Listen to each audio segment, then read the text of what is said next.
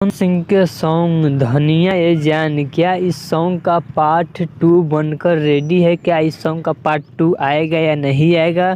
तो इस वीडियो में आप सबको पूरा फुल जानकारी देने वाले हैं, तो वीडियो को पूरा फुल वॉच कीजिएगा। अगर अभी तक आप सब हमारे चैनल को सब्सक्राइब अगर नहीं किए हैं तो प्लीज़ सब्सक्राइब करें, वीडियो को लाइक करें, प्यार से कमेंट करें। चलिए वीडियो में आगे बढ़ते हैं, बात करते हैं भोजपुरी के पावर स्टार पवन सिंह के सॉन्ग धनिया ये जान, जो कि सुपर डुपर हिट है। जो कि आप सबको बता दूँ, यह सॉन्ग एक चैनल पे 200 कुछ मिलियन वाला क्लब में शामिल हो चुका है। जो कि भोजपुरी के पावर स्टार पवन सिंह के इस सॉन्ग को काफ़ी ज़्यादा ऑडियंस का प्यार और दुलार देखने को मिले। तो इसी का आप सबको बता दूँ, इस सॉन्ग का हो सकता है तो पार्ट 2 भी आ सकता है भोजपुरी के पावर स्टार पवन सिंह की आवाज़ में। जो कि आप सब बताइएगा कमेंट में कि भोजपुरी के पावर स्टार पवन सिंह के सॉन्ग धनिया ये जान, इस सॉन्ग का पार्ट 2 आना चाहिए या नहीं आना चाहिए। तो प्लीज़ आप सब कमेंट बॉक्स में बताइए।